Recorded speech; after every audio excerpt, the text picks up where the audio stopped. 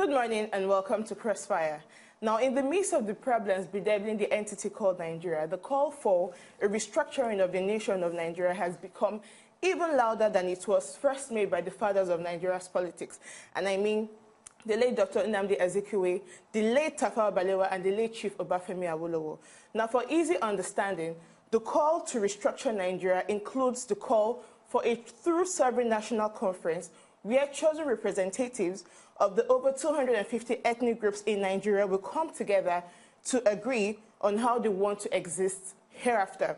And the results of such national conference will then form the basis of all to be implemented to give rise to a just, equitable, dignified, and glorified country or countries. Now, the big question here today is, does Nigeria need restructuring?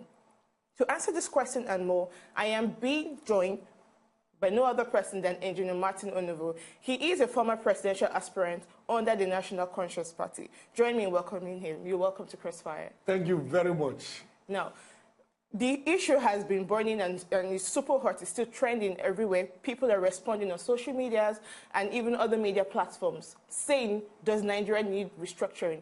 And the Vice President of Nigeria, Professor Yemi Osinbajo, also did lend his voice also on this matter, saying Nigeria doesn't need restructuring. What Nigeria needs is diversification. Although the Afenifere group came out to say diversification is also a product of restructuring of the nation called Nigeria. But what's your take? Does Nigeria need restructuring?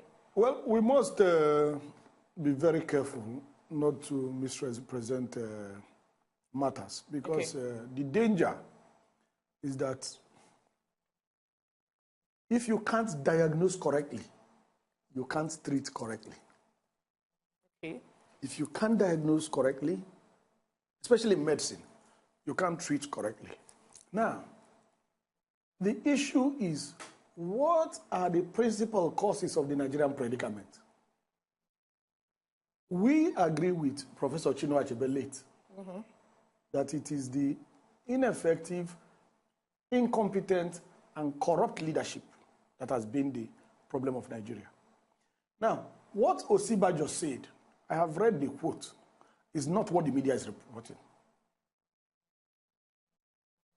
What Osinbajo really said was that restructuring was not going to solve the problem, which is correct. But if you look at some of the ethnic tensions here and there, the issues that, oh no, why do we always have a Northerner as being represented, in the presidential elections? Why do we have this? Why do we have that? I mean, it's part of the reason. And if you look at the call by the Niger Delta Avengers saying they need resource control. Resource control can only come effect when we have proper restructuring of the entity called Nigeria. No, that's not true. Let me start like this, because otherwise it might be difficult, because this is a very complex issue. Okay. The principle I'm going to use to respond to this matter is, if you can't diagnose correctly, you can't treat correctly.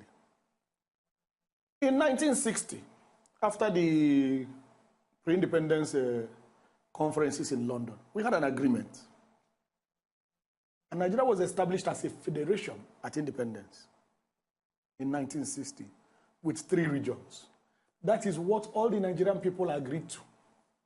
Whether you were born or whether you were not born, you were represented. All the political parties in Nigeria agreed to that. So that's our agreement. We started like that. And then suddenly, people in the Midwest area claimed that they were marginalized in the Western region. Historical development. Then we had a Midwest region. So it became possible to carve out segments from the 3 original regions. Yeah. Good. Subsequently, other people said, oh, we too were marginalized.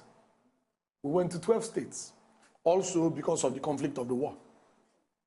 Political advantage for Nigeria. Thereafter, we moved to 19 states. More people said, yes, even in this 12-state structure, I am marginalized. We went to a 12-state structure. We went to 19. Today we're 36 plus Abuja.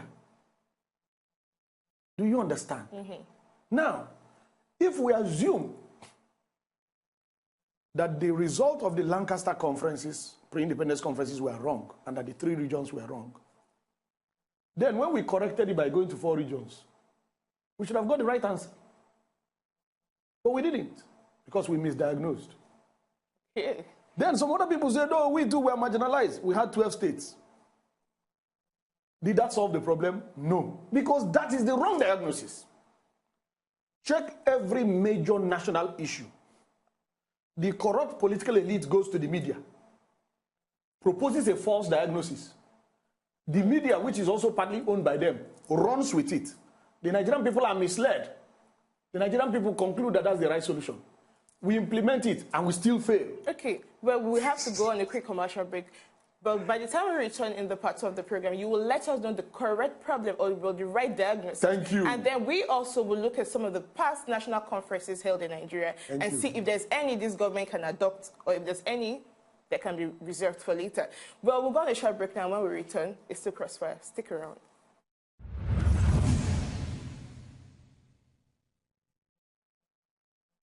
You're welcome back, and this is still Crossfire. My name is Isha Magaini, and yes, you're watching us live on Wazobia Max UHF 57. I still have Engineer Martin Onovo in the studio, and we're talking about the restructuring of Nigeria. Should we restructure or should we not restructure?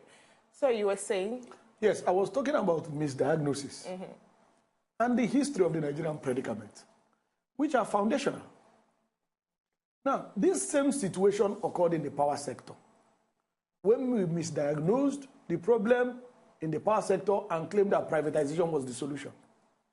Since we privatized, things have got worse. It is the same thing we have done in politics.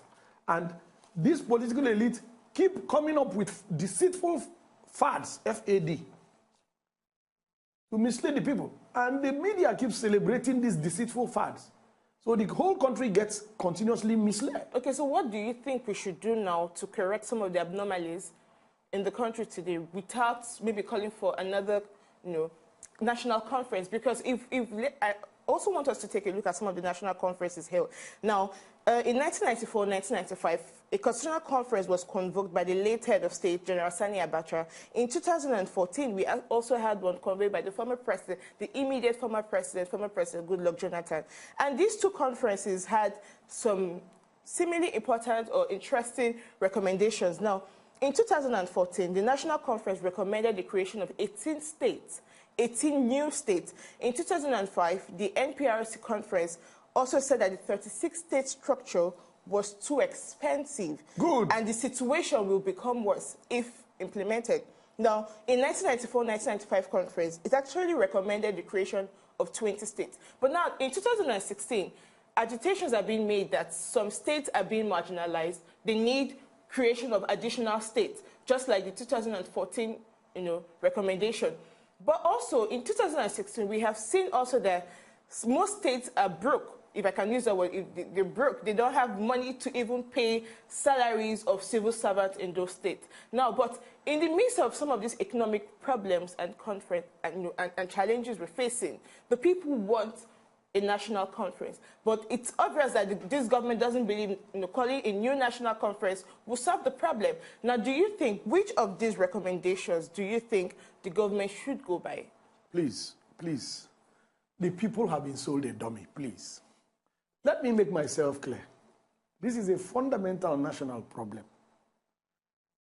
Do not limit the discussion to the sponsored solutions of the corrupt and ineffective political elite. Don't limit the solutions. Okay. I need to establish a proper diagnosis so that the Nigerian people can make the right decision and not be misled. Okay, go ahead and give us and not be misled by a political elite that controls the media. We must put it in context because people don't understand why this thing seems so complicated. Let's break it apart and simplify it so that everybody can understand. Okay, go ahead and do that. Now, the 2 conferences you referred to, with all due respect to the conveners and to the participants, were illegitimate. Democratically illegitimate. Who elected those people? They were appointed by the government of the day. So democratically, they were illegitimate. All 3? Democratically, they were illegitimate. Which were the legitimate conferences? I started with the foundational one, the pre-independence conferences in London. That was legitimate. Now, and I have recanted the political development for you to see the cost of this deliberate misdiagnosis of the national question. That's the cost. The cost is that a problem we could have solved in 1966. We're still dealing with it in 2016 because we misdiagnosed the problem. Okay. Why did we misdiagnose the problem? Because the leading factions of the illegitimate, corrupt, and ineffective political elite have sponsored solutions, in quote, that are completely wrong and calculated to benefit their political interests. The only way the Nigerian people can see clearly is if we establish why these previous diagnoses were wrong before we give our own solution. Because I can still simply jump to our own solution, but it will be disconnected. We can infer corruption. That's one. That's one. You can infer that correctly. Okay. Thank you very much. Now, and corruption, you know, Nigerian people think about corruption as financial corruption. I'm not sure people think that forging a certificate is corrupt. I'm not sure. But that's by the way.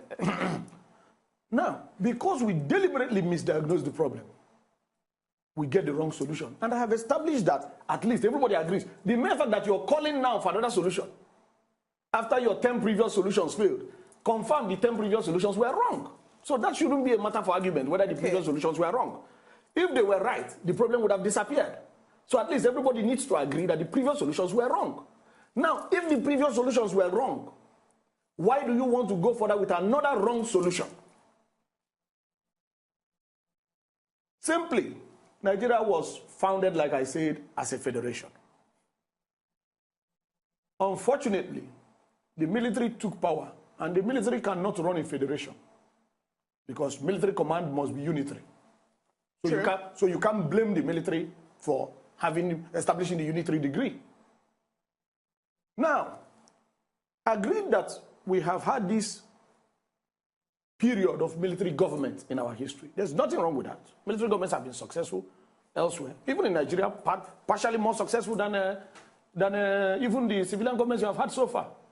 Because if you look at the infrastructure development of Nigeria from 1960 to today, you see that the military governments account for a lot more. That's the hard fact. Because what you have is not a democracy. But that's another issue. That's another issue.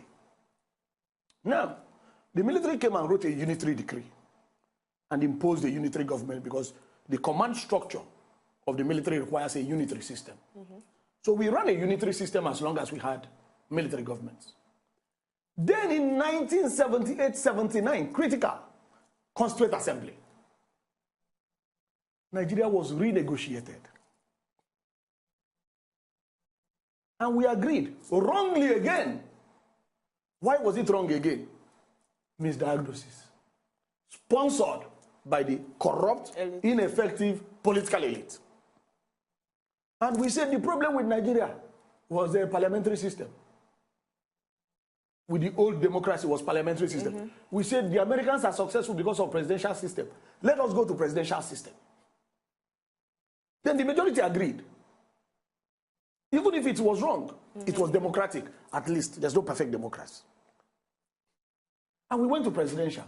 Now see where presidential system has led us to. So the question is not parliamentary or presidential, principally. The question is not 12 states or 19 states, because we have tried all those options. The question is that every society that is human, I'm not talking about animal society, the most critical element is the value system. Because even your laws are a reflection of your values. That's true. Even your laws. Principally. So when you start talking about rule of law, the laws are established based on the values. No system, let me repeat myself, without any fear of equivocation, no system, social, economic, or political, will work without integrity. That is the problem in Nigeria. So whether you interpret it as corruption, whether you interpret it as rigging election, there is no system in this world that will work without integrity. And that is what is lacking in Nigeria. And that's why every solution fails, because it's the wrong solution. Now, can you blame that on the provisions of the Constitution itself? No. Are you saying that the Constitution we have today is not faulty in itself, because it has been faulted on several occasions? Thank you. As giving birth also to some of the corrupt tendencies we see in our society. Have you complied with that Constitution? That's the other way to look at it. To a large extent. I don't think so. For example, that Constitution requires federal character. Okay. Somebody is making appointments in total disregard with impunity, as if he has conquered Nigeria. Excuse me? And there's no reprisal. There's no reprisal. Sorry. Let me go back further. Okay, wait, no. If you don't allow me to do this, this matter will not be clear. Before you go back further now, the Constitution of Nigeria makes provision for a federal government. Correct. But also... It also defines that federal, because there's no standard federal government that is universally applied across 200 countries in the world. Now, also, in the call It is defined in details in that Constitution. Yeah, true. But in the call for resource control also, as provided in the Constitution, everything above the earth belongs to the state, and everything below the earth belongs to the federal government. Correct. Now, we can say also that in itself vitiates the principle, the true principle of true federalism. True or false? No, please. Federalism, the basis of federalism is federating units. True. Which in every federation known to man since the Almighty God created Adam is varied according to the preferences of the people. In politics, the will of the people is the supreme norm, particularly in a democracy. So what is happening to us is that because of the level of corruption, illiteracy, and ignorance, even the people shouting democracy don't know the meaning of democracy. Most of them shouting democracy, they are tyrants. They are bigots. Democracy really means that if the majority is in error, error prevails. They don't want to hear that. But that is the meaning of democracy. It is what the majority says. So it doesn't matter if you're right and you're a minority. The majority will have its way. That is the definition of democracy. Now, I wanted to go further back to clarify the matter. Because if we know where we're coming from, it becomes easier for us to know where we're going. True. Becomes easier. These are the major political errors we have made. And to correct them is to first admit this universal principle that no system works without integrity. Okay. Now, why is Nigeria so fundamentally corrupt? You'll be surprised at my answer. We have looked at it. We have reviewed with all major schools of political thought in Nigeria. The British established colonial master corruption in Nigeria and institutionalized it. And since then, we as a people have not been able to get rid of it because those who benefited from the British corruption defend it. What do I mean? Harold Smith is a British colonial officer. He's over 80 right now. He has publicly confessed that the British government rigged the First Republic elections. That's available to anybody who wants to. So when you're talking about rigging of 2015 elections, it's not. This is how it has been. This is how it has been. I'm quoting Harold Smith. Google it. They rigged the election. Because they rigged the population. And population is still a major dispute in Nigeria. That's true. Lagos is, everybody knows Lagos is the most populous state in the whole country. True. True. But officially it is not. So how do you build anything on this criminal foundation?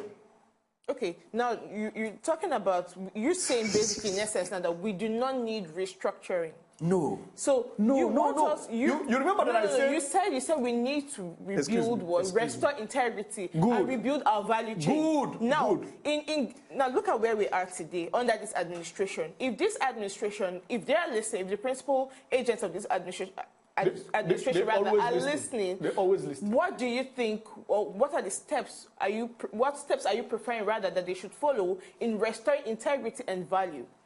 Yaradua, may his soul rest in peace. I'm talking about Umar Musa Yaradua. late president of Nigeria. May his soul rest in peace again. Amen. The third time, may his soul rest in peace. Good man. Yar'Adua was rigged into power. Like all of them. And the worst one was the 2015. But do you know the difference? He admitted? He took the podium. And he said, the election that brought me to power is flawed. That is how you correct systems. That is the hallmark of integrity in Nigeria's political development. No. I need to understand, because you said, yes, we know, we all watched the event that he came, he mounted the podium and said that that election was flawed. But the issue is it about making statements or about setting the institutions to correct such abnormalities? He did that.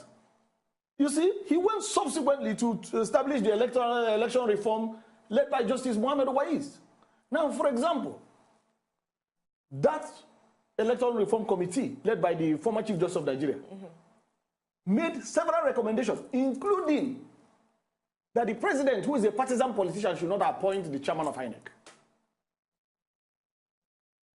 Since Yar'Adua, has that been implemented? So, please, as long as we remain dishonest, majorly dishonest as a people, we cannot find a solution, because the dishonesty will lead to a misdiagnosis. A misdiagnosis will lead to the wrong corrective actions. The wrong corrective actions will lead to a continuation of the problem. This is simple logic. It is clear to anybody, even a child. Diagnose your problem rightly.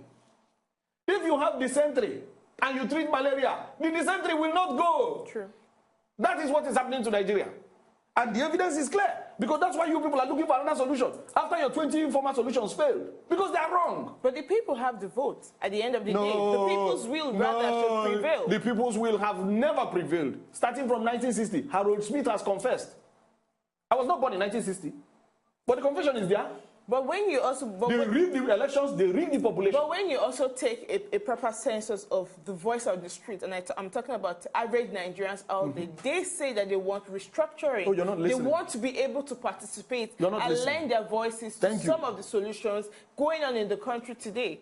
My dear sister, thank you very much. Let me repeat myself. It is important that you hear me so that you don't misrepresent me.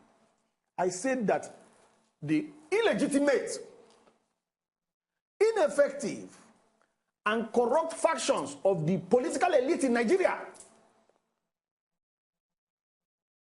sponsor false solutions. And the media promotes these solutions. And that has happened more than 20 times in our political history. And these wrong solutions are now falsely attributed to the people, to the followers. Now, when they are applied, they fail because they are wrong. What is the evidence that a solution is right? If a doctor gives you a medicine and your symptoms continue, that's the evidence that the medicine is wrong. Or the diagnosis rather is wrong. Or the diagnosis is wrong. So we cannot be arguing whether the diagnosis we have had has been wrong, because the mere fact that we are looking for the correct diagnosis now means it was wrong. And we knew it was wrong. Okay, now, let's marry what you're saying now together with what the Vice President of Nigeria said. Good. That we do not need restructuring, we need diversification. No, that's not what he said. Okay, we need diversification. Let me tell you what he said. It's part of it, part of the solution to move Nigeria to the next level. Wait, my sister, if you change one word in a sentence of 10 words, the meaning can change. For example, is and was. Was is past, is present. Sure. And so you can change the entire meaning. Because if I used is and you use was, people will know that the problem is current. So let me say what I read that the Vice President said. We read different things. And if you check them in different media, you see that they're not exactly the same thing. Okay. I don't know what you people call that in your professional practice. I'm not a journalist. But you see the same Vice President's statement being reported differently by different people. What I read that the Vice President said was that the problem was not diversification. It was not restructuring. And he said that even if we restructure, the problem will continue. That's what he said. So he's not saying that restructuring is a bad thing. It is the media now that turned it that the man said restructuring is a bad thing. The same way they want to turn now that I said restructuring is a bad thing. That's not the issue. Is the structure of Nigerian right? No. But I told you that Nigeria was founded on a false foundation. Now, if you have a false foundation, you can correct it. Now, why have we not corrected it? Because an illegitimate, ineffective, and corrupt political elite has deliberately continued to sponsor false solutions because they are benefiting from this dysfunctionality. It's that simple. There's no question I haven't answered. What do I agree with the vice president on? I think it's confusing economic diversification with a political problem. But I agree with him that the principal problem is not restructuring. For example, who stole Delta State people's money? It was a Delta man. I know his name. His name is James Ibori. He stole the money of Delta State people. And he's in prison. Who stole the money of Edo State people? I know his name. He was convicted in the Lagos Federal High Court. His name is Lucky Munedium. So it's not about restructuring. You restructure to my family and I'm stealing the money. Will that provide power? No. Is the structure right? The structure was deliberately tilted to protect the political establishment imposed. Will you say immunity also is part of political immunity? No, is part of that problem? Immunity is critical to political stability and national development. All right then. We'll go on this short break, and when we return, we'll also look at diversification and revenue allocation, marrying it also together with some of the previous recommendations by the other sovereign national conferences made. We'll go on a short break, and when we return, it's still UHF 57, Wazobia Max Crossfire. We'll be right back.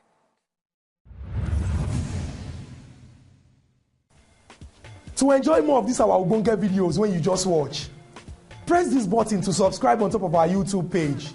You go love her.